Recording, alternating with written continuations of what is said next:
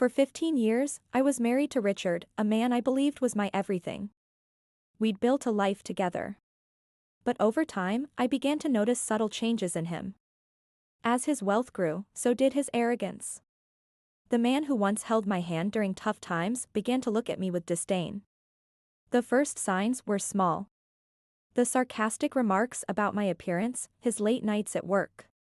The comments about how I needed to dress better. But when Samantha entered the picture, everything shifted. Richard had always been successful, but with his new partner. He was now the kind of man who flaunted his wealth at every opportunity. Samantha was everything I wasn't: tall, blonde, fashionable. She had money, beauty, and a smile that dazzled everyone around her. Richard paraded her around, making sure I knew how much she surpassed me in every way.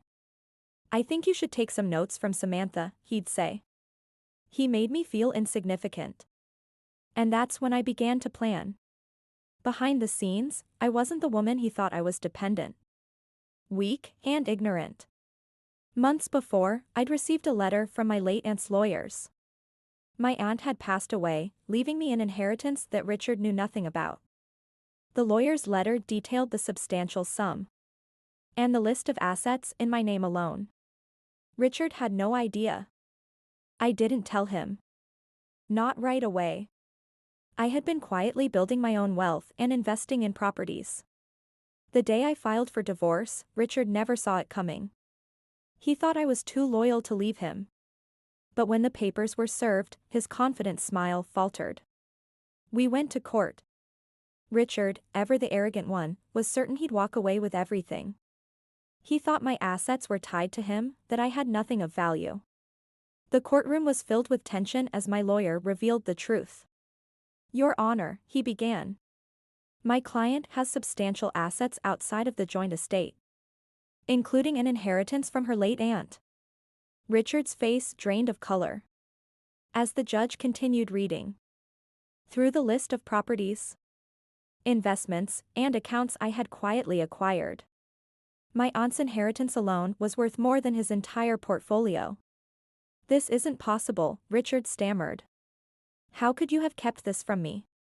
"I didn't keep it from you," I replied, my voice steady.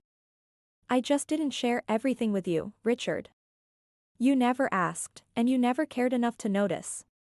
The judge read through the settlement and Richard's world crumbled before him. He would leave the marriage with far less than he'd expected, while I would walk away with the majority of the assets and the control. When the gavel struck, declaring the divorce final, Richard was speechless. Samantha, sitting in the gallery, looked at him with a mixture of confusion and concern. The man who once flaunted his wealth was now facing the bitter reality that he had underestimated me. I stood up and walked out of the courtroom, my lawyer at my side. Richard couldn't say a word.